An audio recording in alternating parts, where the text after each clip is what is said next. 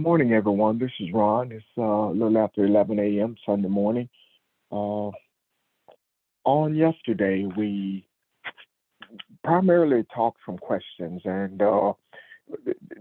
what led off the discussion, I think, was looking at the Supreme Court decision on using affirmative action in their for universities to use the ruling that the Supreme Court used came up with about affirmative action and the use of it in admissions in colleges and universities. So that kind of started the discussion, and we kind of went to several areas from there. Uh, so we'll start off today uh, with questions, see if we have any questions or comments about yesterday's discussion and or anything else that may have grabbed your attention. Anyone? This is Ramel. I have a question. It stems back to something Sage had asked us to do. In our meditation, you talked about the word gratitude. And I know basically what gratitude means for what you have, but I feel like there's something more to gratitude. And I was wondering if you or Sage or any of the teachers could maybe help define that a little bit more.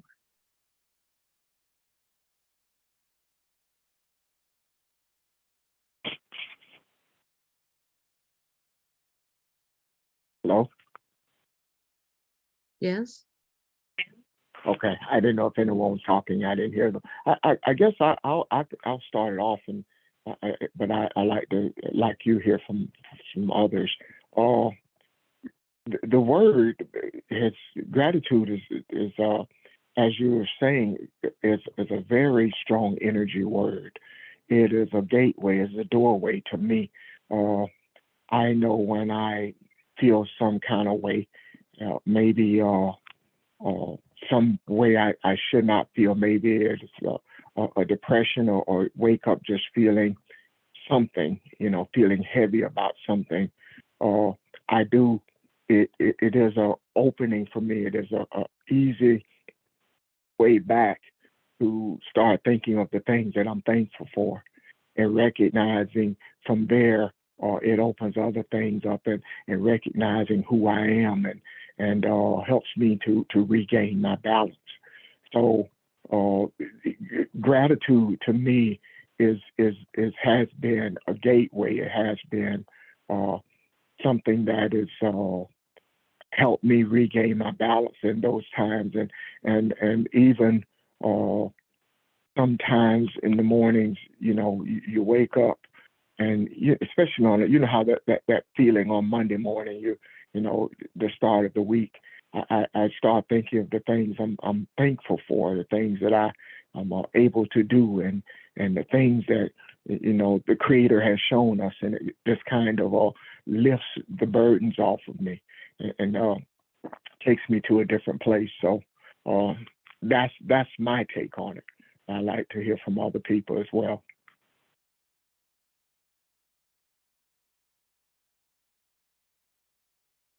Um, Well, gratitude.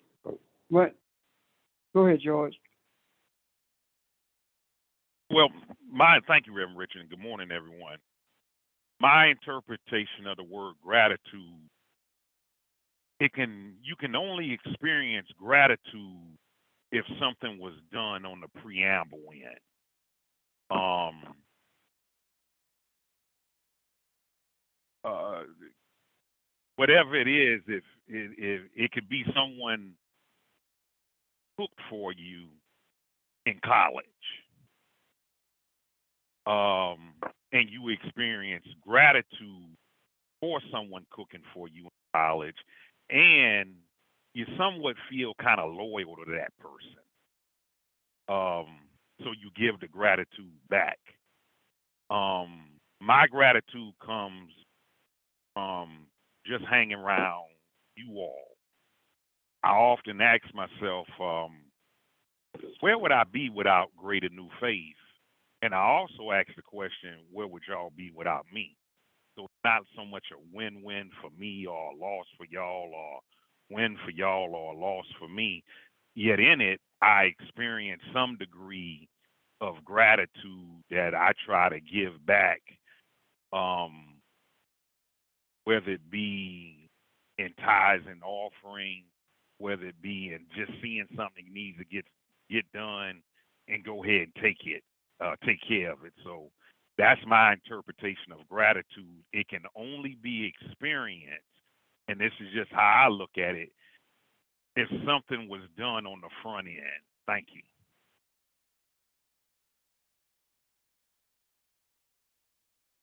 Thank you, sir. Anyone else before I speak? Hello, everyone. This is Sheldon. I actually wanted to say a few things as relates to gratitude. And I believe, Mr. Miller, you said as Pastor Richard associated gratitude with meditation and meditating.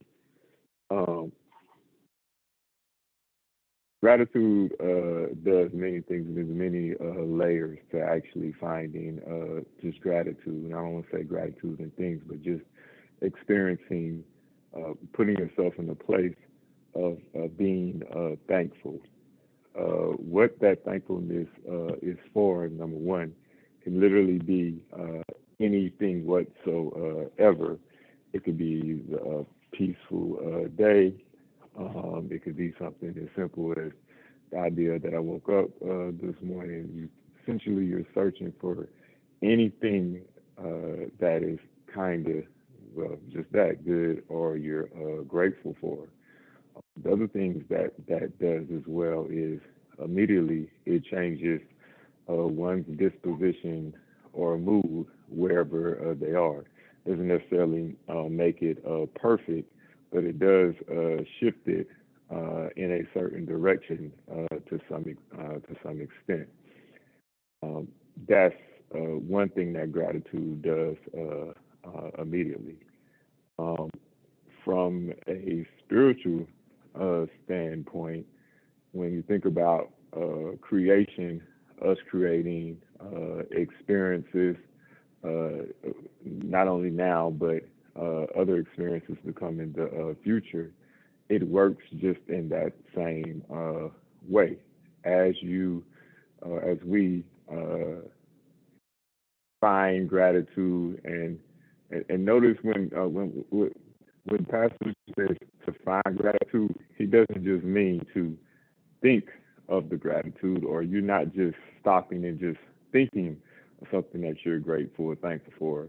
You're actually experiencing that thankfulness within yourself. In the exact same way, when you are angry about something or sad about something, you just don't think it in your head. You actually feel it within your body. In a sense, you're embracing that thing. So to go back in terms of creating, in that particular moment, you are then creating more opportunities or occasions to come in your life where you can then replicate experiencing that gratitude again, in the same way someone happy or whatever. And also, like I said, it changes your shift. Typically, when someone falls in a rut or they feel like they're having a bad day, and we start focusing on that bad day, what happens oftentimes? We start to experience many other things through that day that do nothing but have us to feel that same exact feeling. So just a few things in terms of gratitude. Gratitude, you have the power, we have the power, and we're shifting our lives, actively shifting our experience. I'm done. Yeah. Good morning, Pastor. Can you hear me, everyone? Yeah. Go right ahead. Yeah. I just wanted to speak on, the word gratitude. Something that I always like to share with those that I come in contact with. is a gratitude stone. I know that when I first had the opportunity to come in relationship, with the teachers, I think I gave everyone a gratitude stone. And for me, it's an attitude of gratitude, just being able to appreciate, our relationships, but more importantly, that stone is something that, that is all over the world. I mean, in terms of people that I've come in contact with to give to them. And the purpose is not just for the purpose where everything may be going well, but even in the challenges of just being able to hold on to, that stone, just gives energy, to me in terms of just thinking of others in those moments that you may be going through or growing through a situation. And I'll just use, another example, my youngest brother, who's an official in the collegiate level, when he reps his games, he keeps his gratitude stone in his pocket. And sometimes I'm able to see that when he reaches down in his pocket, he's touching that stone, just for the purpose of, again, just being able to draw on the energy of our relationships. And so I just wanted to share those thoughts because, again, it is an attitude of gratitude that I truly appreciate, and we all do it in different ways, as Shelton mentioned. And sometimes it's not all the time verbally, but it could be through, utilizing our perceptions in terms of touch, or sight. So I just wanted to share those thoughts, but just having an attitude of gratitude, I'm grateful, today just to be on the call and to share my thoughts. Thank you. I'm done. This is Barbara. Good morning. For me, gratitude is gratefulness, and it's gratefulness and thankfulness. And what it does is it focuses me. It focuses me when I'm grateful and when I'm thankful. It focuses me on the Creator. Because whatever the issues, whether they are opportunities or whether they're challenges, it doesn't matter. Whether I perceive it as good or bad, it doesn't matter. The gratitude says that whatever I'm presented with is for my spiritual growth. And so it sort of lifts me in a sense. It says whatever happens for a reason, and that reason has to do with spiritual growth. And so I have a choice. I can take whatever happens and continue to be grateful therein, whether it's a perceived negativity or not, doesn't matter.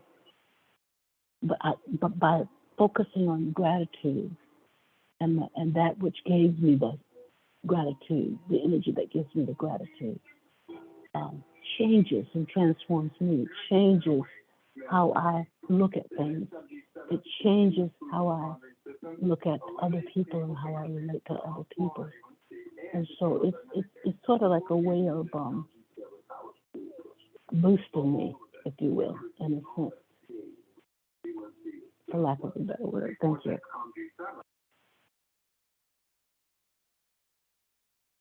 Good morning, everyone. I wanted to add to what was said as well, and I agree with what has been said. And this is Kathy. Good morning. I just wanted to say that I see gratitude also as a state of mind. It is a state of mind that will govern my perception of whatever I'm facing.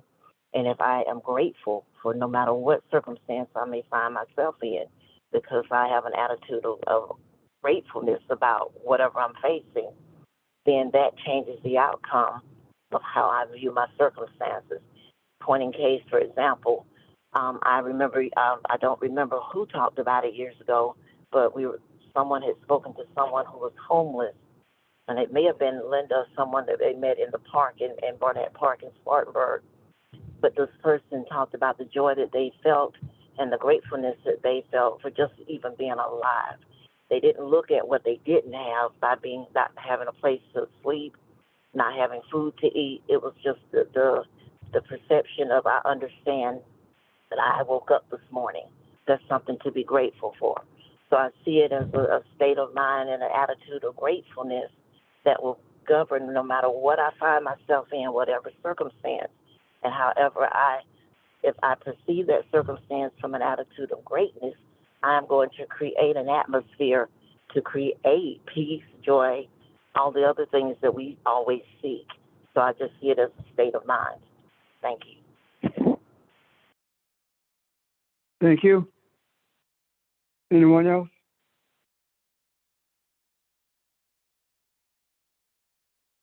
Gratitude.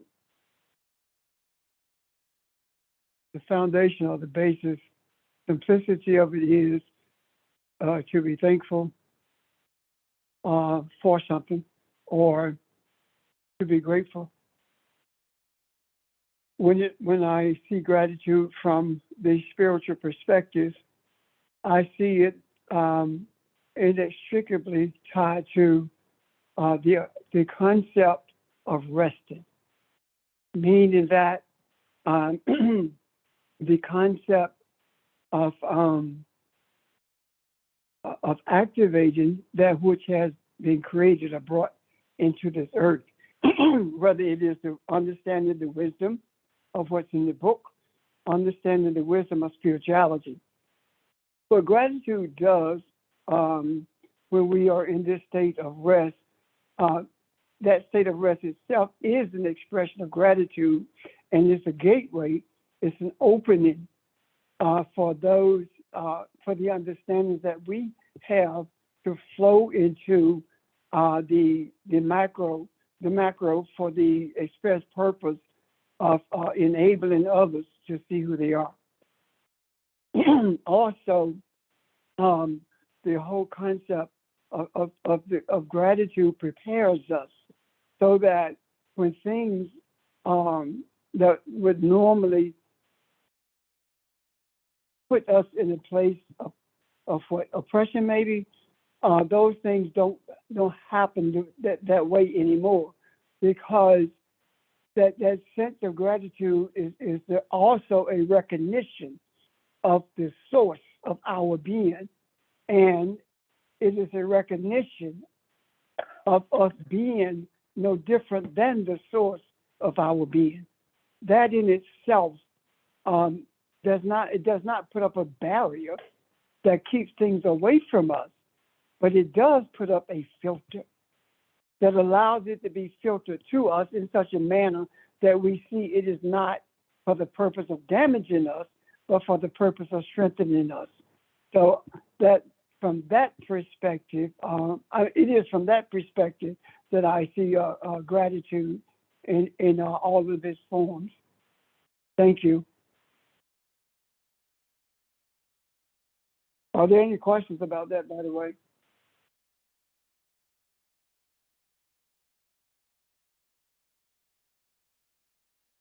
Mr. Ron?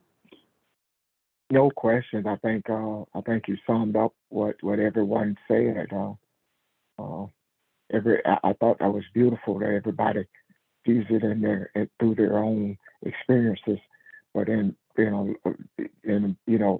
very profound and spiritual way, we all pretty much said the same thing, a lot of the same thing anyway.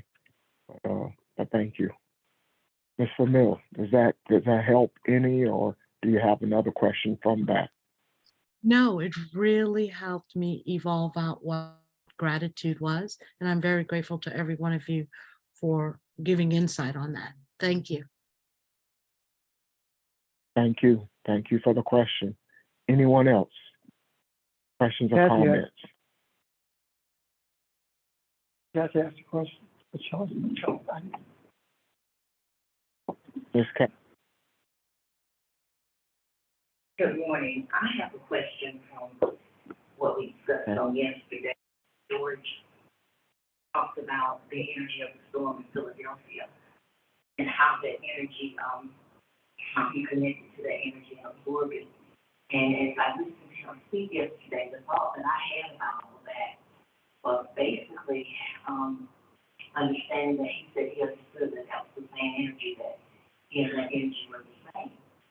And I know that scripture talks about everything that can be shaken will be shaken, but I was also trying to, so that in perspective, we talk about different tornadoes and volcanoes and all those things that's going on in the atmosphere. And I'm wondering how that ties into the scripture that talks basically about the earth is groaning, waiting for us to get it right, because that was the first thing that I saw.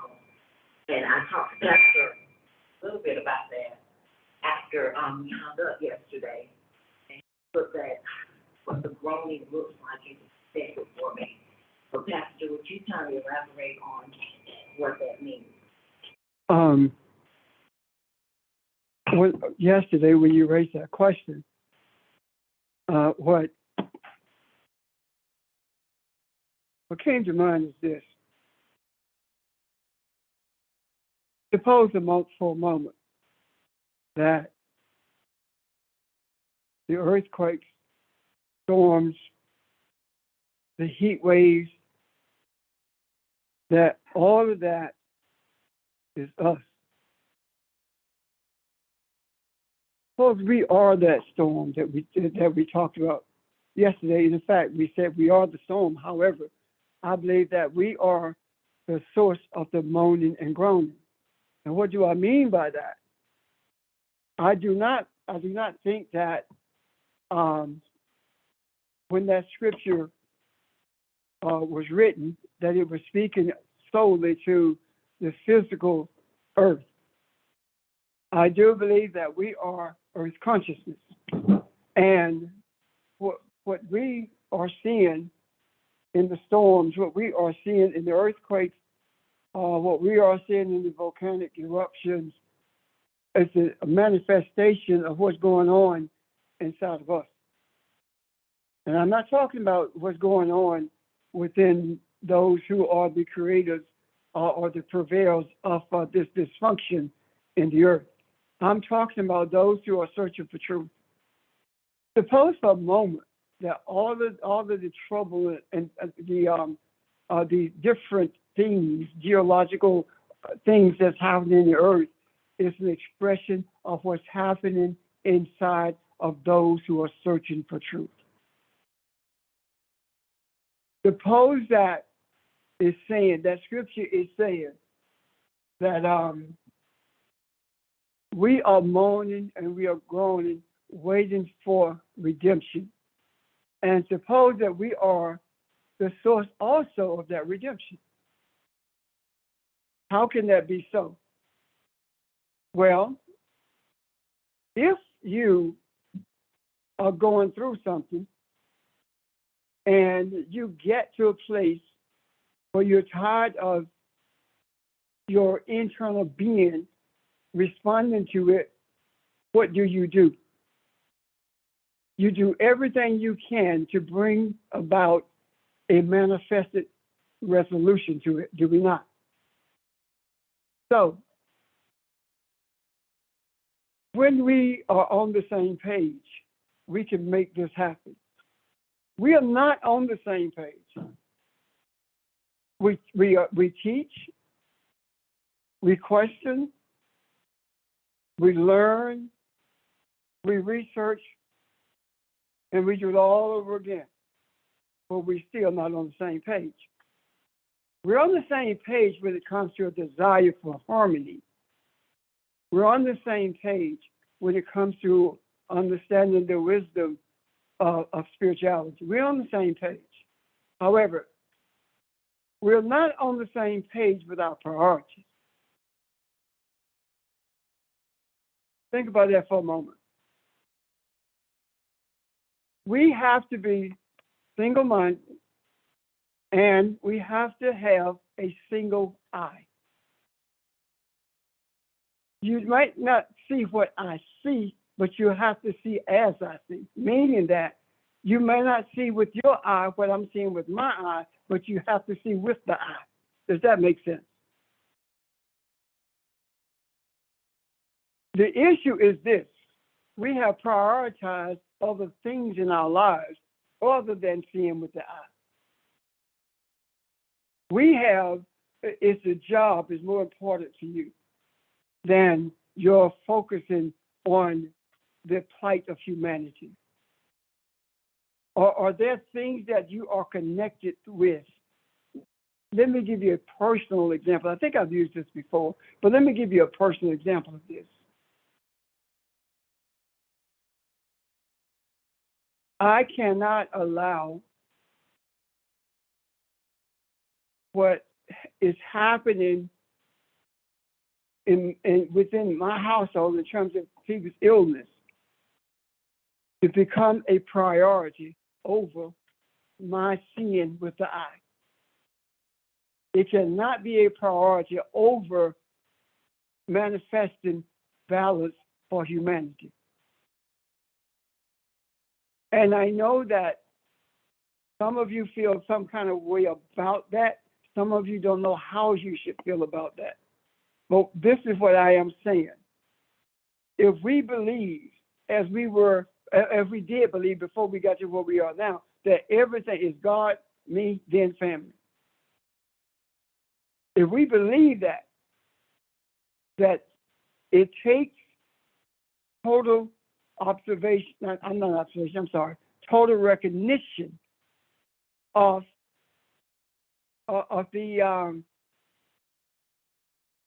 prioritizing seeing with the eye in order for us to bring balance to the earth. Why is that so? If we are not balanced ourselves, there will not be balance manifested in the earth. We are the manifestation of balance. And when we get on the same page and make what we see now as a priority over every single thing in our lives, then we're on the same page. We were singly focused when we talked about exposing everything. We were adamant about that in every aspect, and it happened. Now that it's been exposed, we act as though we don't know what to do with it. We don't have to do anything with it. We have to do everything with ourselves. And that is, without regard to what it is, the primary thing in our lives has to be harmony for humanity above everything else. There is nothing in our lives that should supersede that. If anything causes us to lose our focus on that, then we will never be on the same page. When Jesus was resurrected, the 12 were not on the same page. They were wondering what was going to happen to them. And there were concerns that they had. When Peter said, we've given up everything for you, he was not talking about materially, because after the resurrection, they went out in his boat and caught some fish. He was talking about all of their beliefs that they had given up. So there's nothing to go back to, because it doesn't exist anymore. However, when they were in that room, it said that a loud wind came in, depending on what translation you are reading, and it talks about how they began to teach, meaning that at that juncture they were on the same page. Prior to that, they were afraid they were going to be killed. They were afraid that someone was going to take their life because of what they were teaching. They were very concerned about that. When they began to teach, it says that the people were drawn to them. If you read it or understand it from the Aramaic, it says that the sound of the wind drew the multitude to them. The sound of the wind drew that to them. In other words, they were attracted by the spiritual essence of what was taking place with them. And everyone heard in their own language. That does not mean that everyone heard in Spanish or German or whatever. It's talking about everyone heard the way that they understand. there are some people who hear differently than other people. When I'm speaking, the reason I make every effort to say things 2 or 3 different ways is because people hear differently. And the reason it is imperative to raise questions is because people hear differently, and the question that they raise is saying that I didn't quite hear it, to understand it, understand what you were saying, which means that you didn't hear it the same way that I said it or intended it to be. Does that make sense?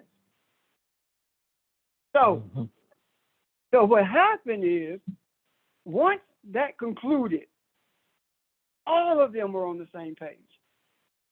And when they were on the same page, what was their priority? What did they do next?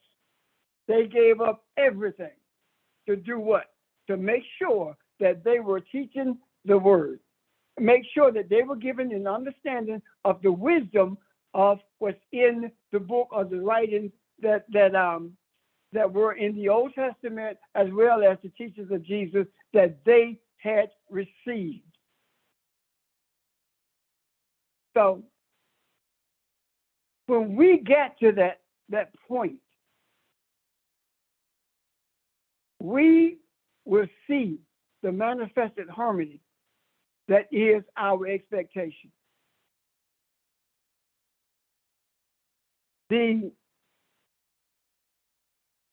Evelyn asked about an overnighter yesterday, later on in the evening, I pondered that. And I do recognize it is imperative that we do it soon. Why? Because of the questions that I receive after we get off the sessions. The questions is what brings the insight. I don't understand the wisdom of the scriptures until I get questions about that. If Kathy had not raised the question about what it means or how does that connect to what George experienced and the earth moaning and groaning, waiting for redemption, if she had not raised that question, I would not be saying and seeing what I'm seeing now. I would not be able to connect those things because no one raised the question. And one of the reasons, maybe, that some of us have not gotten on that same page is because we have not had a wilderness experience for real. Because we don't understand it. I'm going to give you a little bit of that because I want to go in depth in it later on, maybe tomorrow night or on Saturday. But this is the thing. The wilderness experience is speaking to forgetting. When Jesus said, it says that, and the tempter appeared, and when everywhere is tempt, is forget. Jesus said, "You will not make me forget who I am."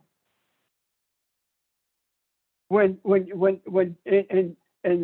Jesus was talking, Jesus was dealing with his mind, and in the Aramaic, it talks about the stinging mind.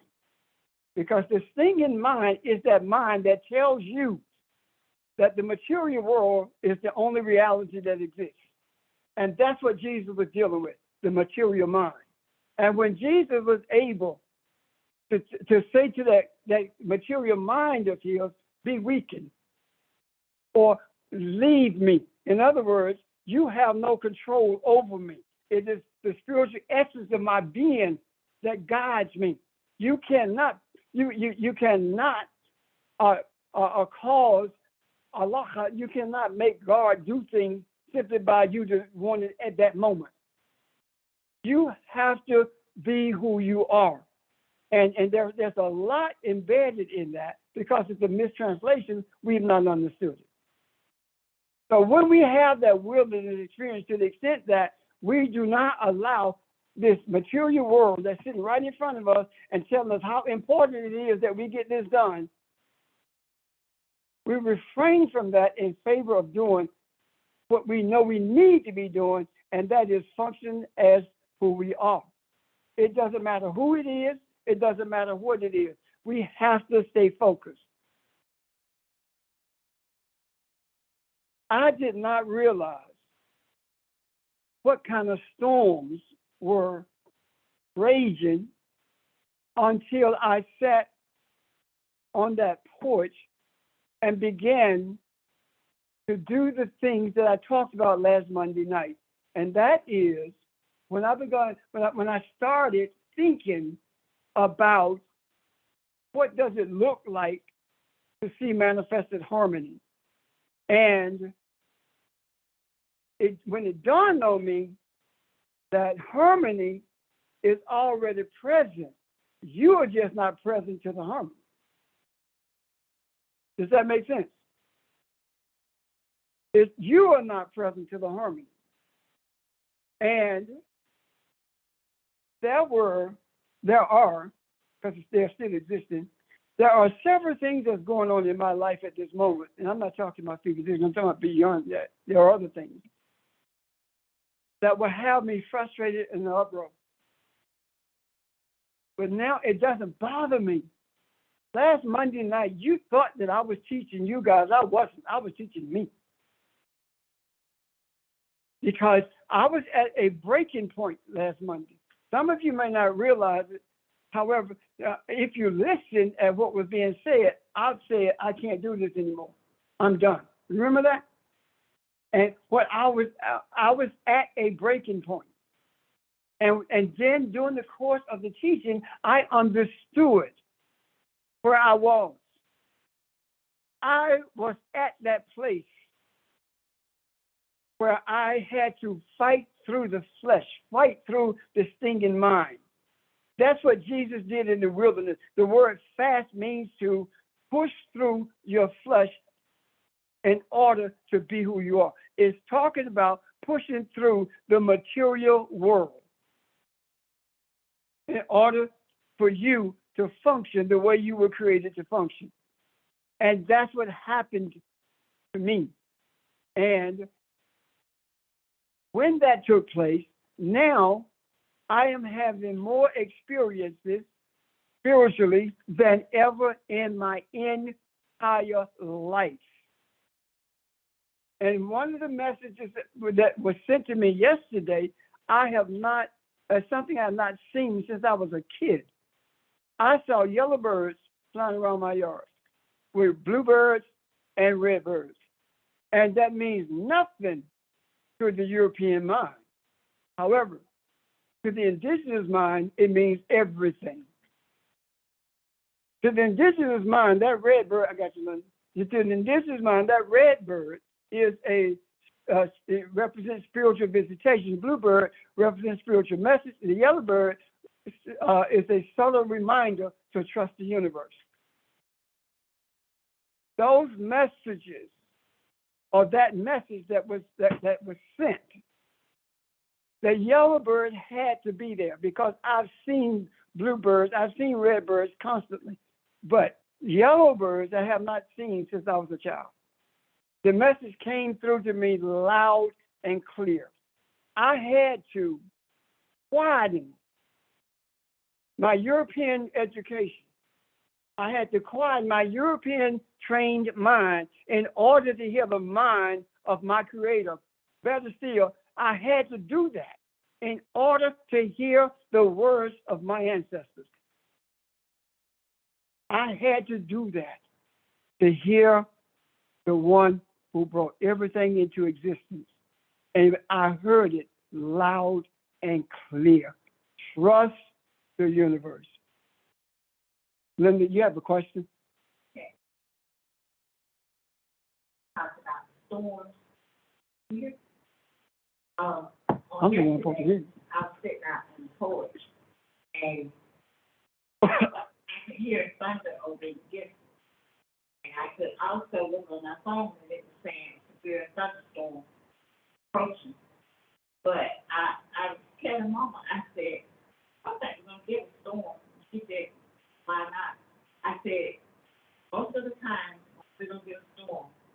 like my backyard, like yours, Yeah. birds, Yeah. and I have a lot of birds, and they just chirp. And when a storm is coming, they leave. Don't Yep. hear anything, it's silent. And yesterday they were walking in the yard and it was loud, and they were loud, and that storm never came. But it was, on my phone, it's showing that it was a thunderstorm Right. somewhere. And if we sit and we listen to nature, it's like if I listen to those birds, I know when a storm is coming, of their activities. And that when I thought about it, I was like, you know. You Yeah. went back to your childhood, your old folks things. That's what you did. I mean, that's it. If we are constantly spoken through by the environment that we live in, and some people will think I'm crazy with what I'm about to say, but I can smell rain. I can tell when it's going to rain because I can smell it. And I remember making statements like that in my classes when I was in college, and people looked at me like I was crazy. But that's the reality of it. There are some things we haven't lost. There are other things we have ignored. Because those birds been doing that forever and a day, but you paid attention. That's all harmony is about. Paying attention and becoming one with your environment. And I'll delve more into that in a moment. But let me see if there's anybody on the phone who has a question. Anybody has a question or comment? Yeah, Pastor, I have a question. You said something about your European mind. Does all of us have that state of mind, a European mind? If you understand what I'm asking. Did you receive your education in America? If you receive the education anywhere in America or in Europe, you have a European mind. That education is the worst thing for spirituality that could ever exist. And I would delve into that as well. Anyone else? I have a question. Is that the same thing that we talked about previously, the burning bush experience? Say what? I didn't understand you. I said, can you hear me now? Yeah, I can hear you. I just didn't understand you. I said, is that what we talked about previously, being the burning bush experience, when you stop and pay attention? Yes. At some moment. Yes. Yes.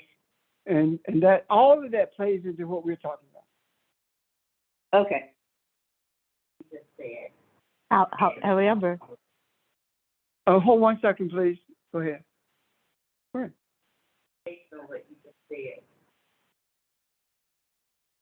I mean, you were talking about what I'm now understanding, groaning and waiting to bring everything into redemption is seeing through the upheaval of what we see with our eyes, but looking at it through our eyes, understand that it's all spiritual in nature and that I am the one that's driving this. So what I thought balance was supposed to look like when I find who I am, everything settles down, but that is not true.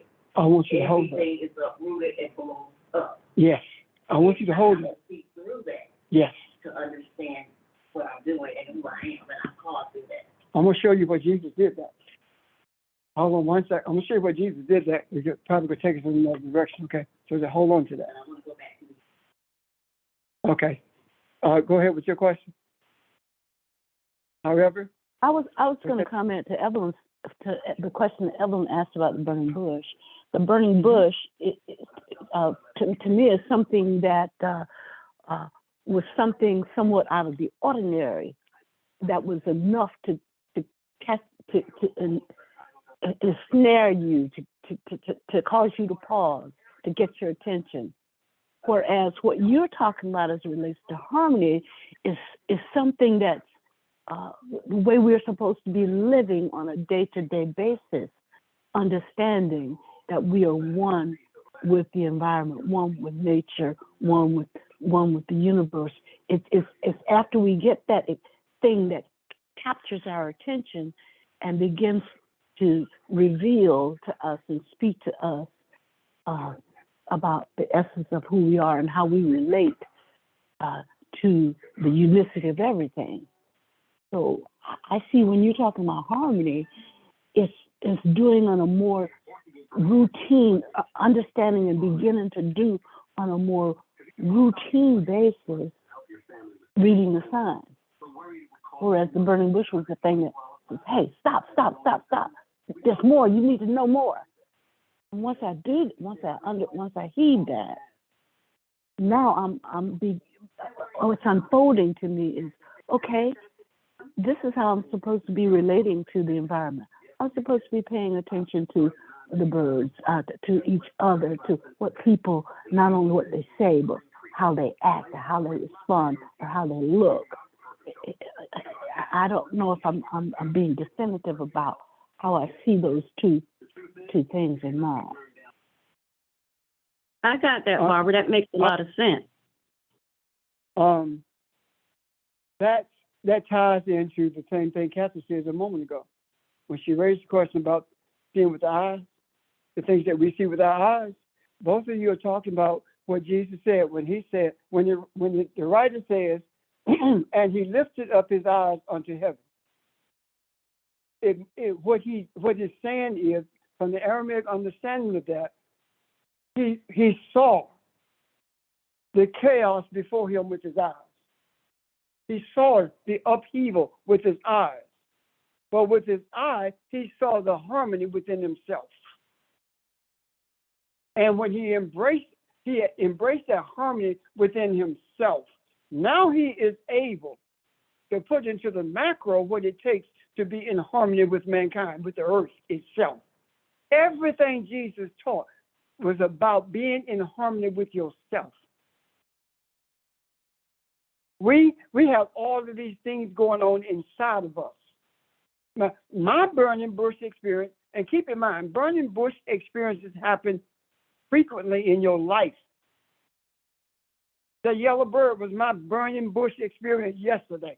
What is it going to be tomorrow or the next day? I don't know.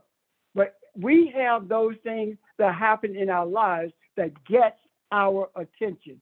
We just fail to make an effort to understand them, and we see them as being so frivolous until we don't raise questions about them. Make sense? The other part of your question. Yes, it does. Thank you. I'm thinking too, speaking of burning bush experiences, like George experienced in the store. Talking about. That's the burning bush experience. Yes. Yes. So like you said, we have them all the time. But going back to the European mindset, you had to redirect yourself and refocus yourself on Monday night. What you were describing, I'm going back to Evelyn's question from Monday night. What you described on refocusing your European mind, quieting that voice, that is what I call, and I don't think I've done a very good job of explaining it. That's what I mean when I say I sit with. And through talking with you a little more about sitting with, I'm understanding that what I am doing is meditation. Because in that moment, when all the noise is on the inside of me, I start to breathe and I say to myself, things below are like things above. Gotta bring that balance. This is temporal. The scripture says, whatever I'm facing right now is temporary. This is temporal. Don't lose your focus. Don't get caught up in what you're feeling right now. Don't let your emotions drive you. Bring harmony and balance to yourself.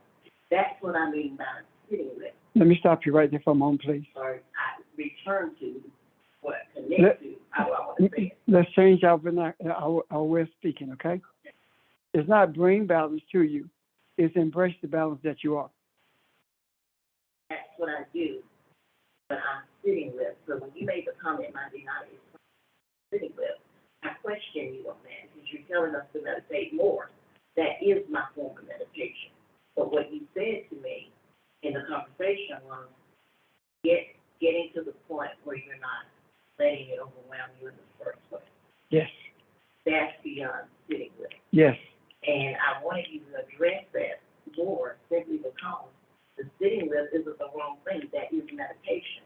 But how do I get to the point where 10 things come at me at once, and all of a sudden now, like, I'm anxious and I'm feeling a certain type of way, and now I need to let go of all of that so that I can enter that. It's because sometimes, if you are honest with yourself, if you are bombarded so much, it is even hard to get into the breathing, into the meditative state. And so I wanted you just to address just how do we not allow ourselves to be overwhelmed. How many times does the scripture mention Jesus going to the mountain? Not that many, maybe one or two. So why is it that he was not consistently overwhelmed with all that he had to face? And we do see that there were periods in Jesus' life when he was overwhelmed. When Jesus turned those tables over, he was overwhelmed. He was overtaken by his emotions. He was angry.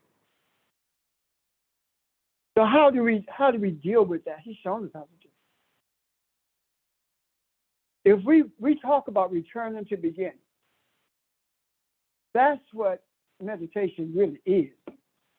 But what we have begun doing is meditating on one individual thing. If something besets us, that's when we do it. That's when we start focusing, because we want to bring resolution, right? However, if we live in a meditative state, those things come, but they have a different effect on us. Those same 10 things can come, but they have a different effect. Rather than them overwhelming you, better say it, defeating you, you recognize consistently that nothing can defeat you, because you are the essence of life energy itself. Everything is under your control, regardless of what it is, especially you. So, when these things come, if you are in a constant state of meditation, I'll explain that in a moment. If you're in a constant state of meditation, then it doesn't just come to you, it's filtered before it gets to you, because it has to come through the aura, your energy field. And the positivity and the connectivity of your energy field is the thing that does not allow it to affect you in a physical, emotional way. Because when things affect us from the material world, when they affect, let's say that you cannot make your house note, your house is about to go into foreclosure. That is emotional / physical, because you feel it in your body.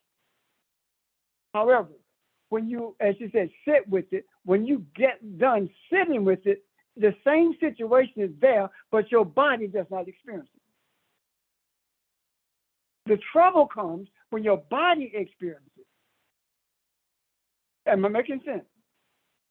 So how do you, when I'm sitting, you guys know I used to watch the news.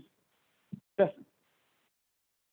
When I stopped doing that, and I sit in the same recliner where I will watch TV, and the screen is black, and I'm meditating, I'm focused, I'm being grateful for everything that I have been shown. I'm grateful for the opportunity to show mankind what balance looks like. I'm grateful for all of these things.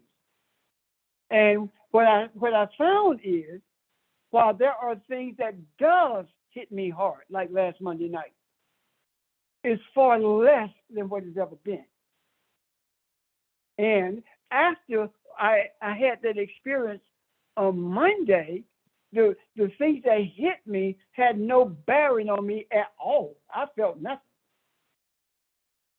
The only thing that came in, that was raised inside of me is, what am I to learn from this? That was it. And what I look at also is, if I could change it at this moment, it never would have happened.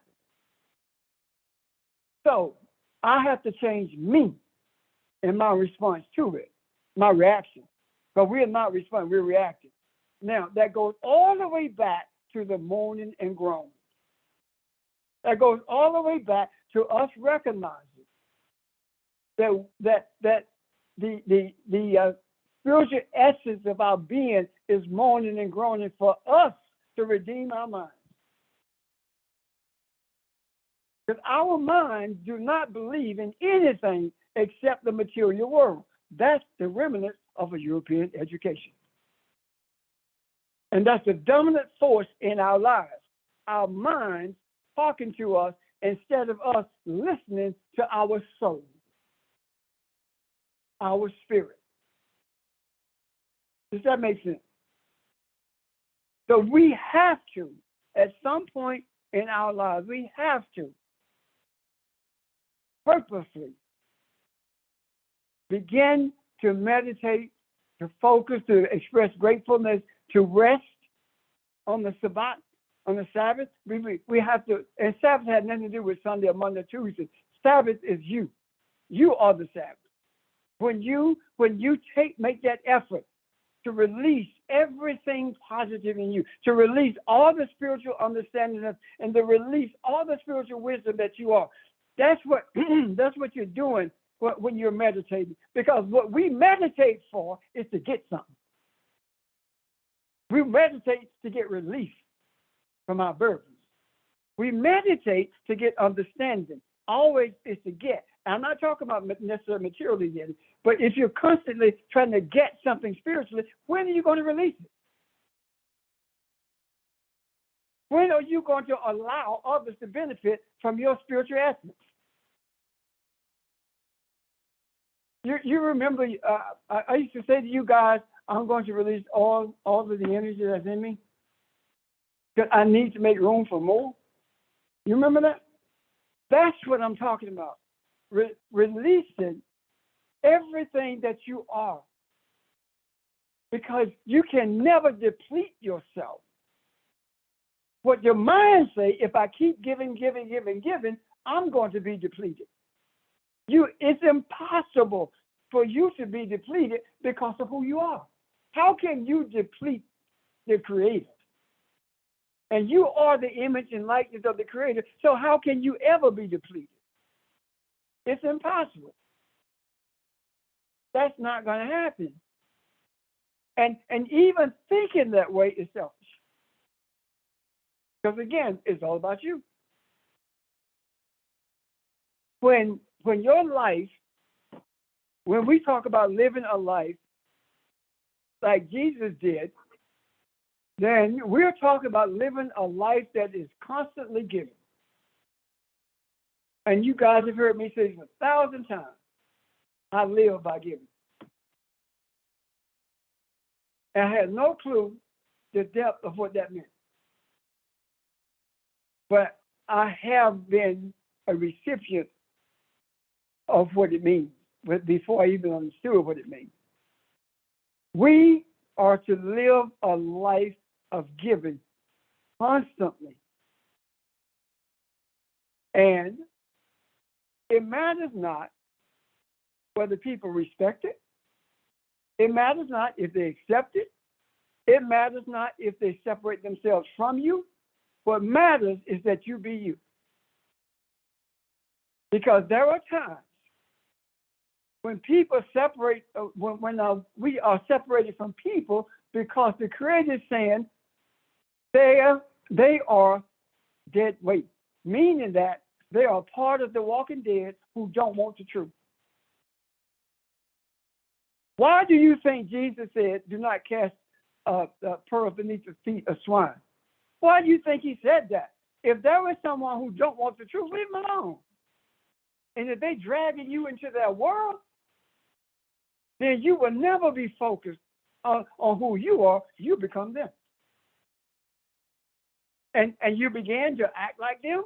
You began to prioritize like them. Your whole life becomes a carbon copy of them because you allowed them to pull them into your world. instead of listening and receiving the truth that they know you are.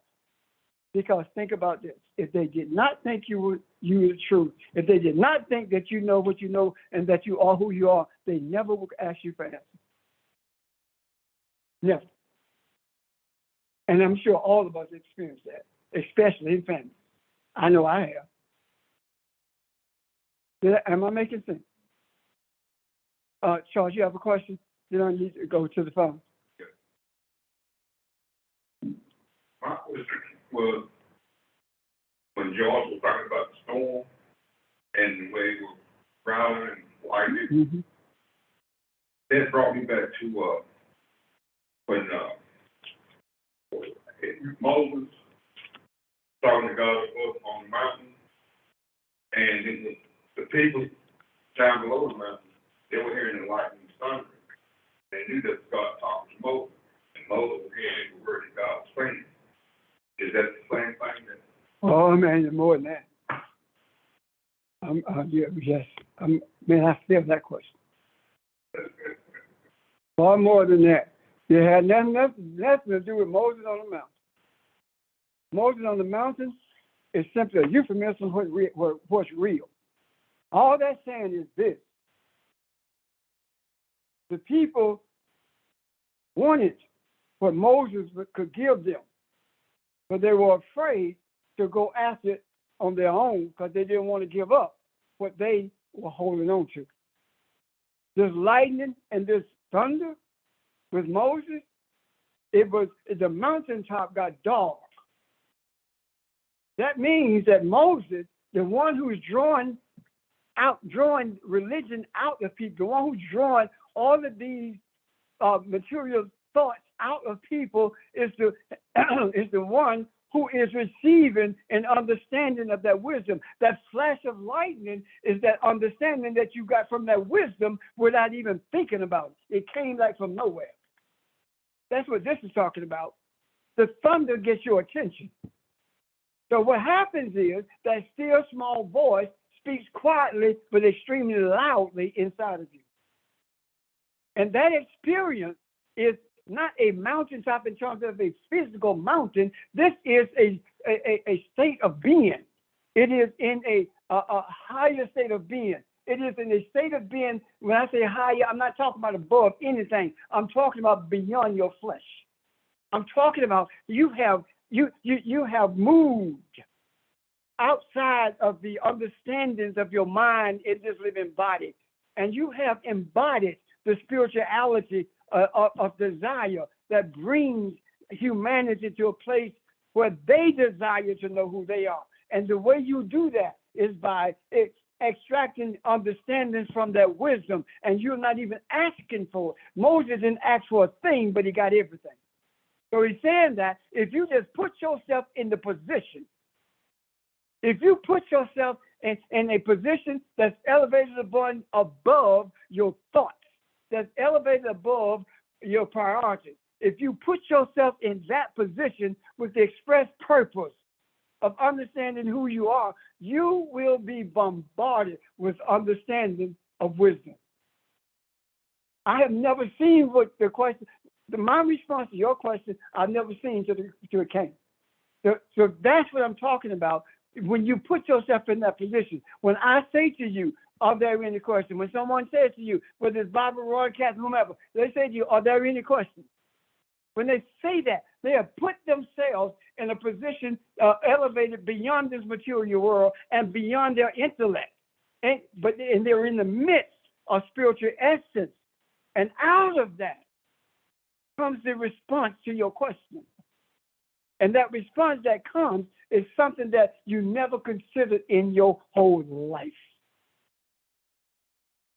I believe the reason that we are able to do what we do is because we have a desire to understand the essence of Jesus by saying, read what's in the red.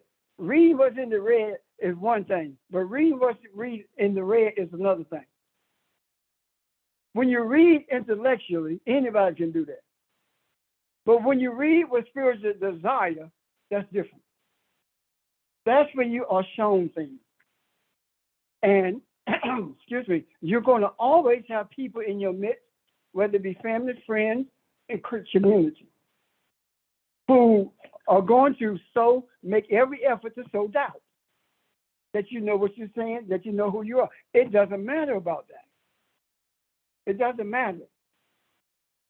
You are going to have people in your midst who you thought were close to you, but they look down on you because they are either jealous or they don't want to let go of their intellect in order to be spiritual. Does that make sense?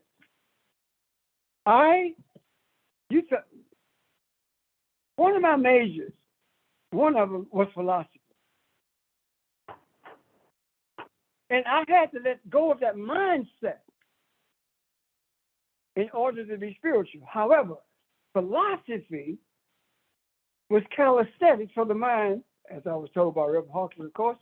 And what it did, it made my mind focus on things that ordinarily would not make sense or that I could not ordinarily understand.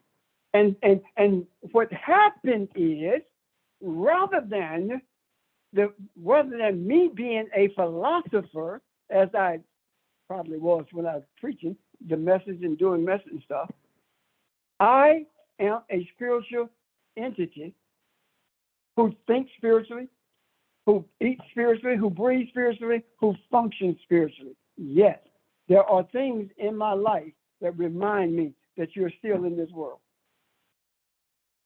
And those are the things that happens within family structures.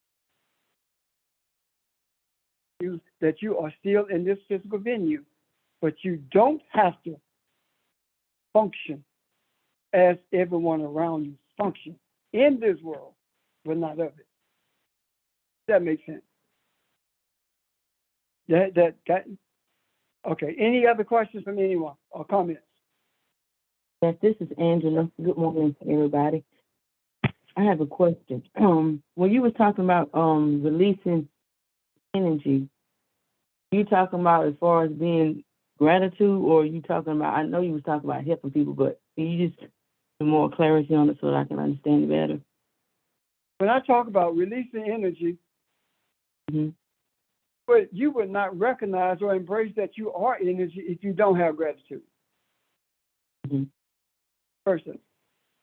When I talk about releasing energy, I'm talking about having a desire to share everything that's within you. That's all it takes. See, we make this thing complicated. And sometimes we're so smart until we take the simple and deny that it exists because it's not complicated enough. When I sit to release energy, my only thing I have is the desire to serve humanity and to release everything that I have received by virtue of being one with a womb.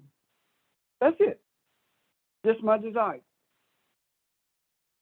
This week, someone said to me, I'm pushing energy to you. But well, I have pushed energy to you, rather. I felt it before they told me they did it. I experienced a surge of energy. How did they do that? By desiring. That's all. Am I right? It's desire. See, we have put limitations on our desires because you desired a truck for Christmas and you didn't get nothing. We put limitations on our desires. Your spiritual desires are unlimited.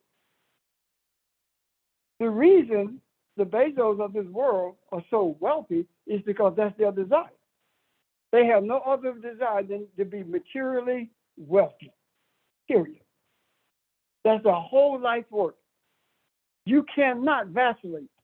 I'm going to be wealthy, I'm not. I'm going to be wealthy, and whatever it takes, I'm going to do it. Now what you're doing, you're underpaying people, you're mistreating people, you're lying to people, you're stealing. All kinds of things are going on. And now, I'm doing this for the people, but you're not expressing that. just like you have to be true to yourself, you got employees. You have to do right. Oh, by the way, I'm talking to the world. You have to do right by your employees. Because if you don't do right by your employees, then how in the world can you let it come through your lips that you're a spiritual entity seeking to bring harmony to the earth when the thing that creates the most disharmony is greed? Think about it. And I want to say something else, unless there's another question coming. Angie, did I help you? Yes, it did. Thank you. You're welcome, dear. Any questions or comments? I have a comment. I have a question, actually. Go ahead. Um, Go ahead. Who? Audrey? Go ahead, Audrey. Oh, sorry.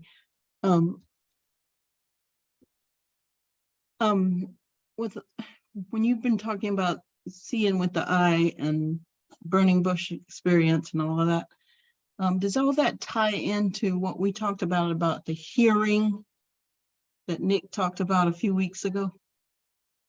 Absolutely. Okay. Absolutely. So it's part of it. Yeah. Okay. Go ahead, dear. Go ahead. Your example is what? I didn't have an example. I was just saying that. So along with seeing with the eye is hearing also. Being able to hear. Yes. See, there is no difference in the realm of the spirit. There's no difference in seeing and hearing. They are the same. I get that. Yeah. So this is definitely tied into that. And we do it all the time. Our Shema, Hashem, to hear, speaks to the idea of having a perception of, and hearing, and honestly, hearing, speaking, in the spiritual realm, there's no differentiation at all. Experiencing, there's no difference in those. Everything is one when we are dealing with the essence of who we are. Our experiences, our hearing, our speaking, every bit of that is one. Our seeing is one. Kathy? This is that along the lines of when Jesus would always say, I only see what I hear my Father say. Yeah. It's the same thing. He's experiencing it, he's seeing it, he's hearing it. All of it is intertwined at one. And that's the unicity of it all. Any questions, comments? Pastor Richard, you were speaking about the European education, and you were also, just talking about it from a Western perspective. And I think that, for a lot of us, we have been ingrained in the aspect of academic intelligence. But if we look at it from returning to beginnings, I think the Kemet in Africa, they talked about the whole aim of education in Egypt was for a person to become one with Elohim, or to be like Elohim, or to be Elohim. And so I think that, in our understanding of these virtues of spiritual wisdom or insight, is that what we're experiencing now in terms of having that desire to differentiate between European education, et cetera, and now looking at it from the soul and from the spirit? Is that what you're referring to?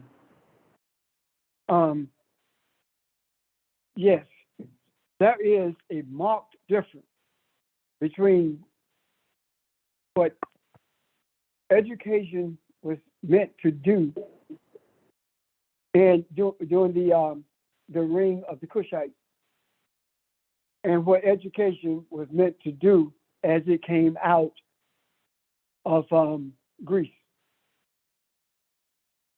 The foundation of education, as you mentioned, from Kemet, was for us to understand our spiritual essence, that we are one with our Creator, that we can do the same thing that our Creator has done, and we have been put in this earth to do that. This is our Garden of Eden. This is our garden where we find pleasure in embracing who we are. This is where we are. Out of Greece came an education that was designed to separate people based on superiority and inferiority. The philosophers were the superior ones, and they were the ones who were supposed to make the rules for society. The artists were the ones who were to entertain society, and everyone else below that was to serve those who were in power. See the marked difference between the two? Yes. So that's where we are. And if we can see those marked differences, then why is it that we insist on projecting ourselves as being superior? When in reality, the more of this wisdom that you understand, the more of a servant you become. Mm. We are servants or we are nothing. Yeah. You will be a servant or you go be a hypocrite, pretending to be something that you're not. Does that help you, George? Or does that respond to your question? Answer it. No, yes, it does. And I sincerely appreciate the comments, because I think in our perceptions, you have alluded to that, and so have others, in terms of the 8 senses that ST talked about. And I think that when we're able to appreciate those perceptions, it helps us, in our understanding. So again, yes, thank you for sharing that. I'm done. You're quite welcome. Any other questions or comments about that, Charles? Sure. You know that old saying, evil, see no evil, and Hear no evil. hear no evil. So that's what we're supposed to be doing now. All they're saying is, unrightness, experience no unrightness. Don't listen to unrightness. Don't ingest it. Religion that we have been taught all of our lives has taught us unrightness, because it's okay for us to come to church and then argue. And what is the biggest argument in the church? Money. The second one is position. But money is the biggest argument in anybody's congregation. One of the things that irks me the most is when people make statements like, we want to hire you as our preacher. You can't hire me. I don't work for you. I work for my Creator. I teach you. I'm your servant. I serve you. You don't pay me. What you render to, when you render tithes and offerings, that's because the Creator said do that. And when the Creator says do that, the Creator tells you who it belongs to. And it did not say Great New Faith Foundation, St. Paul, Corinth. No, it did not say that. And the reason I don't teach that is because I have taught that to a pastor, and he took advantage of it. And I won't do it again. I won't teach it. I don't even talk about where it's found in Scripture. I will not enable manipulators. Not going to happen. Okay? Any other questions or comments? Charles, go ahead. Yeah. We want the soul. And when God created us, His spirit.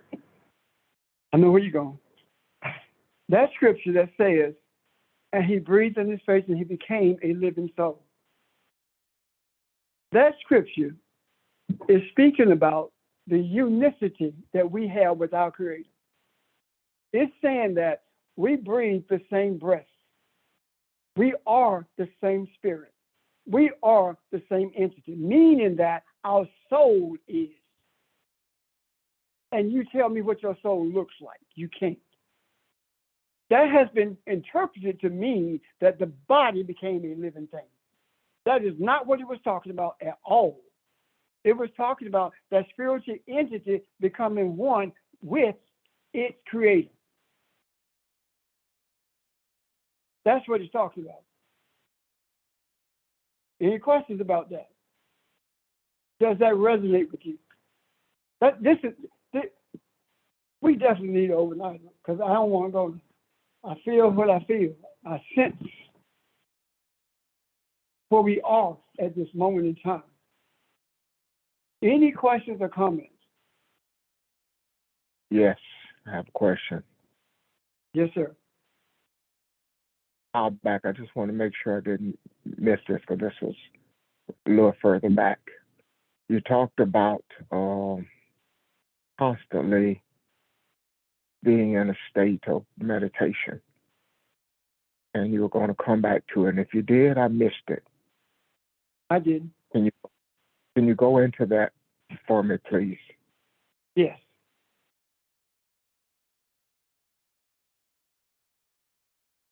When simple. When you get in your car, you do not think about driving. You just do it. You don't think about, well, I'm going to crank this car, then I'm going to put it in gear, and then I'm going to put my foot on the accelerator, and then I'm going to go forward, and I'm going to steer it with maybe I'm going to steer it with one hand today. You don't think about any of that. You just do it. When you see a red light, you don't say, well, I'm getting ready to stop now. You just do it. Why? In the beginning, when you first started driving, you were cognizant of all of these things. You want to make sure that you were doing all of these things. But you got to the place where it became what we call second nature. You just do it. When you make it a habit, when you make it your express purpose for living, to create space for you to enter a state of meditation, a state of rest, releasing everything. When you make that a reality, it comes a day when you are constantly doing it without even thinking about it. And that's when you start responding to those circumstances the same way that you did prior to that. That makes sense. And it doesn't happen. And let me explain this because I know this is a problem with a lot of people. It's definitely a problem with me. Do not, when you are in the state of meditation, do not try to push anything out of your mind. No matter what the thought is, do not try to push it out of your mind. Because in order to push it out of your mind, you got to focus on it. Just let it flow. Whatever comes to your mind, let it flow. Because keep in mind that your mind is not what's meditating.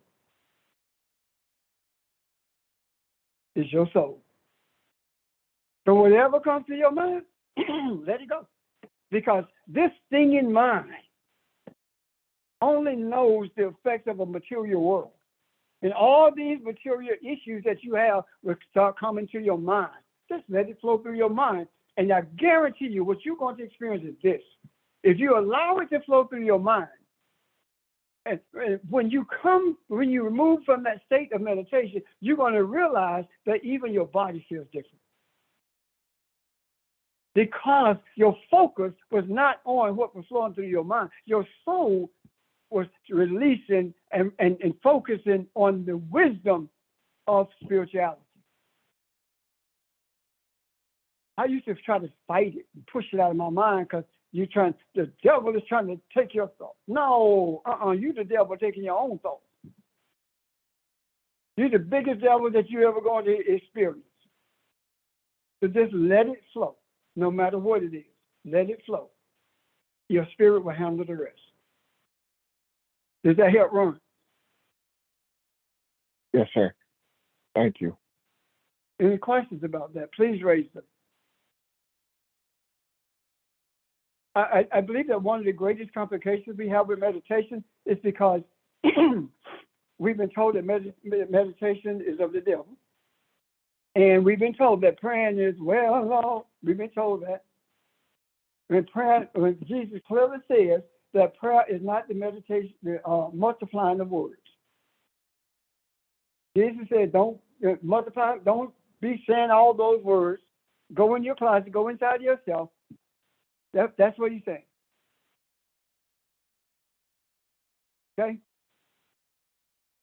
Any other questions or comments? Yes, this is Angela. I got another question. So when you meditate and all these thoughts coming to your mind, sometimes it feel like I ain't gonna say the word ain't nothing happening, but it just feel like you focusing more on the things that's coming when you're trying to focus it. Like it just keep coming. Let me ask you a question. Oh. Mm-hmm. When you meditate, what you focusing on? I focus on getting to a place to where it's quiet, being quiet within myself. May I make a suggestion? Yes. Don't focus on anything. You have a desire to meditate. Those things that flow through your mind, just let them go. Just let it flow. Anything that you try to focus on is pulling you to it. Mm-hmm. Meditation is supposed to be about embracing the reality that you are one with your Creator. That's it. I don't care what they say about transcendental meditation and all those Eastern theories and philosophies that Europeans have corrupt about meditation. I don't care what they say about that. I don't care what they say about focusing on the flame of fire. If that's what floats your boat, if you can do it that way, do it that way. But I'm saying you don't fight what's coming through your mind. Because if you fight what's coming through your mind, you will never get to that place where you experience that unicity. And you are not trying to make anything happen. You're not waiting for something to happen, because the results of meditation is not experienced until after it's over with. And most people who meditate are trying to experience something at that moment. The benefits of meditation is after it is done. Does that make sense? Yes, it does. Thank you. You're welcome. You're welcome. Questions?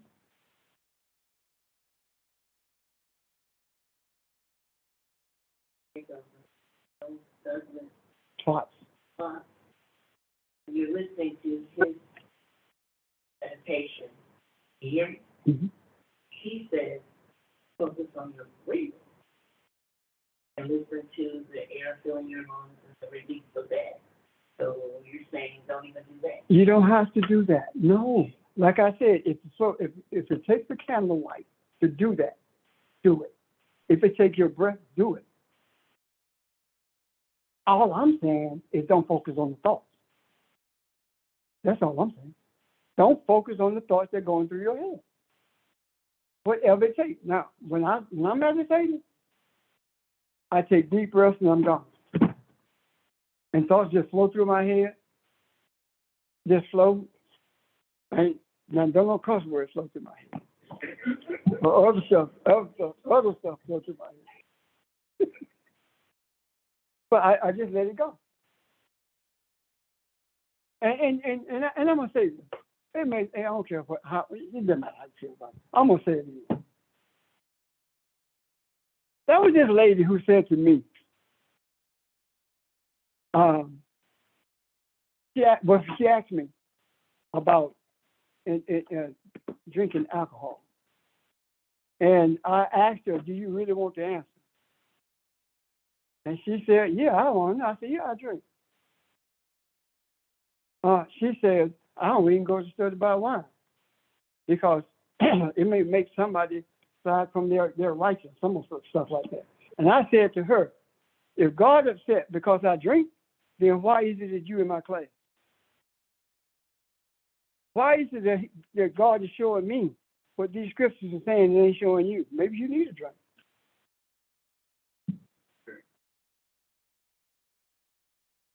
That was the end of that conversation. So what am I saying to you? What am I saying to you? If I'm wrong, if I'm totally off base, then why is it that the Creator is imparting the wisdom of what's in the book and what we are dealing with? Why? If I don't know what I'm talking about, then why is it that we are being shown all this stuff? And the same thing goes for you guys as well. Why is it that you see it? And some people see stuff and keep it to themselves. Oh no.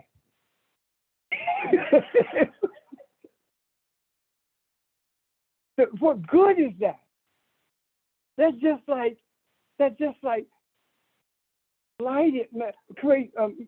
taking a candle and putting it under a bushel basket, robbing everybody of the light, instead of putting a light in the center of the room so everyone can benefit from it without regard to whether they believe what you're saying or not.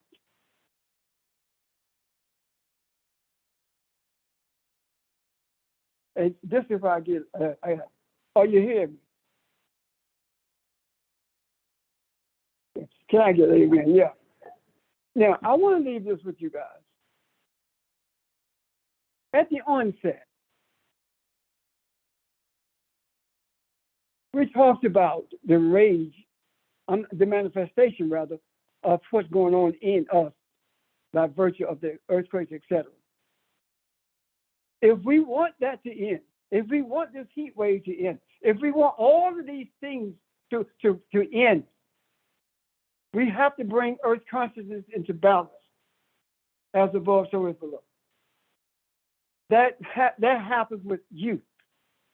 You have to do that, especially when Jesus did it. Everything changed, didn't it? When we do that, everything changes. Our responsibility is to do this thing. We've had sons of perdition to enter in. We've had people to come in, and because we was not excited enough to walk away, we've had all kinds of interludes with religious forces that made every effort to keep us from being able to do what we do. Somebody, would you mute your phone, please? Unless you have a question or comment. We've had all of these just to go on in our lives, and we continue, right? So let's be who we say we are. Focus primarily on the manifestation of harmony within you. Does that make sense? The latter thing is this.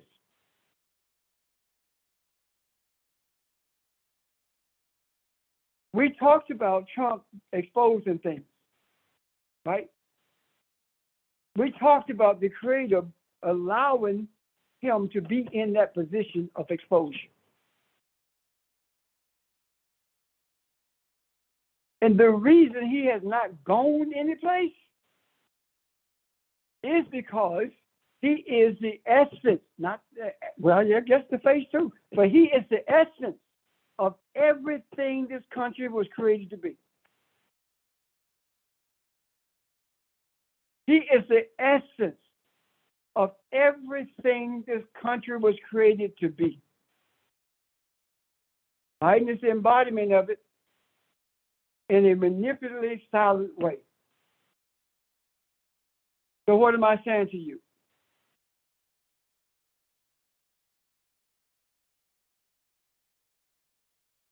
The message of the manifestation of balance is right in our face.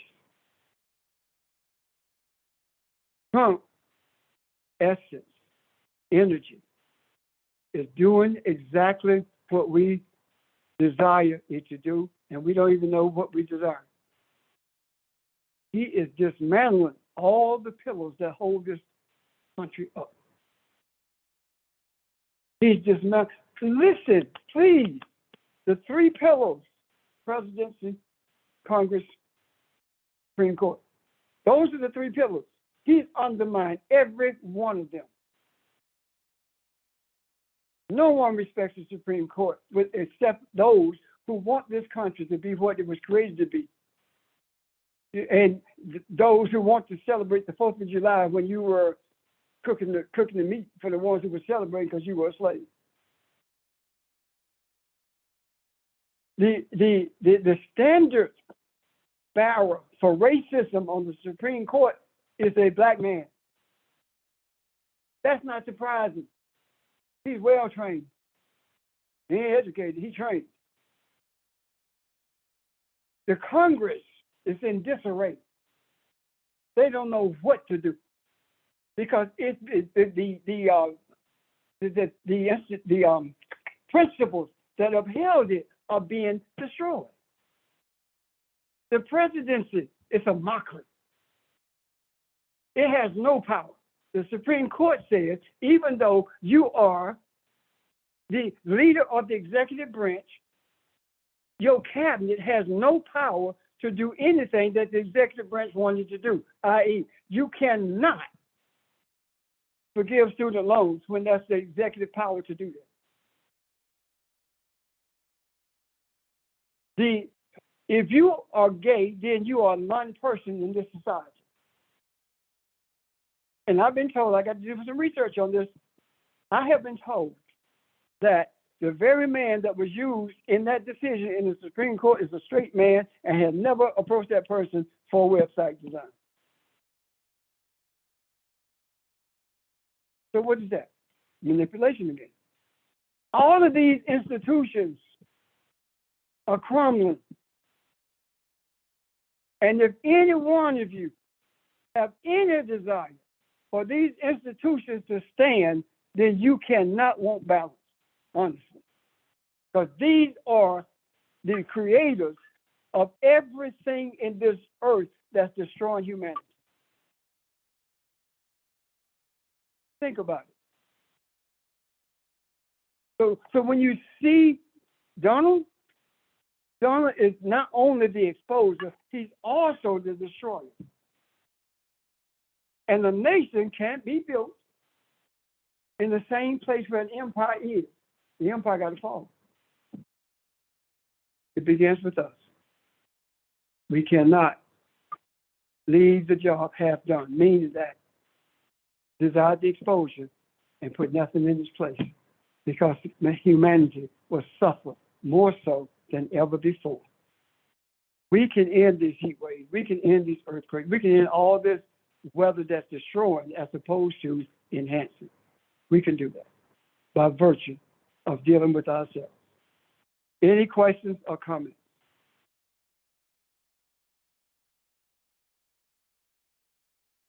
There are no questions, no comments. Please join us tomorrow evening. You may at 6 o'clock. 3 o'clock. Okay. Oh, yeah, 3 o'clock today. We are on with California. No. That's the facilitator. Anything else, Mr. Ron? No, sir. I think that about covers it. Anything else, anyone else?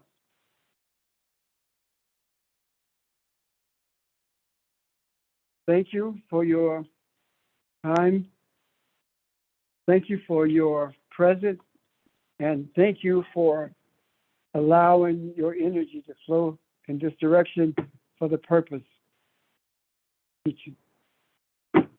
Have a great day. Enjoy the rest of your day. And we will talk tomorrow night at 6 o'clock. Okay. Bye-bye. Thank you. Bye. Thank you. Bye-bye. Have a good afternoon, everybody. Bye, everybody.